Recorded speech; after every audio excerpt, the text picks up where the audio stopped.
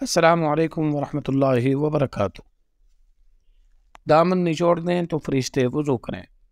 تحریر ہے بدرالاسلام قاسمی، استاذ جامعہ امام محمد انور شاہ دیوبند۔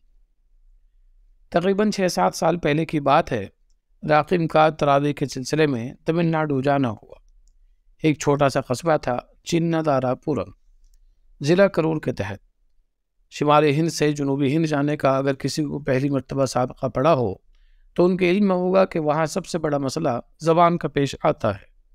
عوام سیدھی سادی تکلفات سے عاری، اپنی آبائی رسوم کو سینے سے لگائے ہوئے اور اپنی مادری زبان تمل کو حرز جام بنائے ہوئے، ایسے میں گوشے تنہائی کو بس موبائل کے ذریعے احباب سے گفتگو کر کے آباد کیا جاتا ہے۔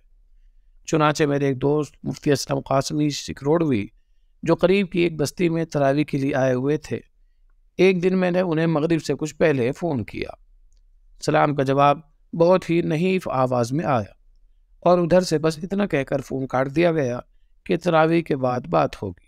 مجھے قریبی دوست کی اس نہایت بیماری زدہ آواز سے تشویش لاحق ہوئی اور طرح طرح کے وساوس ذہن میں آئے۔ خیر، تراویح کے بعد میں نے انہیں کال کی تو نہایت شاندار، بلند اور چہکتے انداز میں جواب ملا۔ بہت ہی پرمسرت معلوم ہو رہے تھے کہ یہاں اردو بولنے اور سننے کو تو ملی، اگرچہ فون پر ہی صحیح۔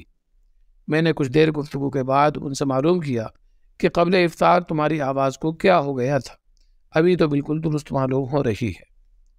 ان کا جواب ہی اس پوسٹ کا اصل محرک ہے اور علم دین کی اشاعت میں دی جانے والی قربانیوں کی داستانوں میں ایک چھوٹا سا اضافہ بھی۔ جواب دیا کہ تراویح کے ساتھ ساتھ مدرسے کے لیے مالی تعاون جمع کرنے کی ذمہ داری ہے۔ یہاں ہمارا معمول یہ ہے کہ فجر بعد ہم 2-3 احباب کرائے کی سائیکل لیتے ہیں اور پھر پورے دن سائیکل سے کبھی یہاں کبھی وہاں، کبھی یہ گاؤں کبھی وہ بستی، پورے دن بحالت روزہ تقریباً 35 سے 40 کلومیٹر سائیکل کا سفر ہوتا ہے۔ اس پر موقع بموقع پیدل چلنا مستضاد۔ اس جگر کاوی اور جد و جہد کے بعد عصر تک اپنے ٹھکانے پر واپسی ہوتی ہے اور گرمی کی شدت میں بات کرنے کی بھی طاقت جسم میں نہیں رہتی، اسی لیے مغرب کے وقت تم سے بات نہیں ہو سکی تھی۔ یقین جانے کہ اس دوست کا وہ قبل مغرب والا مرا مرا لہجہ اور بعد تراویح وہ خوش و خرم آواز میرے کانوں میں آج بھی گونجتی ہے۔ بلا شبہ کسی بھی میدان میں آپ کو 100% مخلص اور کھرے افراد نہیں مل سکیں گے۔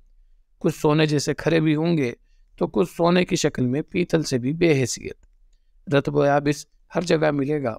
ایسے میں ضرورت ہے کہ ہم فراڈ کرنے والے دھوکے بازوں سے ہوشیار رہیں اور مخلص اور مستحق شخص کا دل کھول کر تعاون کریں۔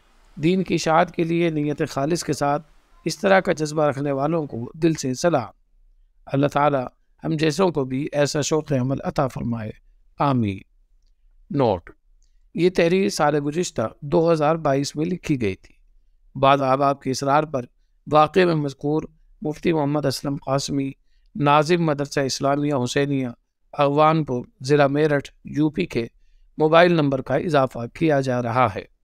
موبائل نمبر ہے 9012824898۔ السلام علیکم ورحمۃ اللہ وبرکاتہ۔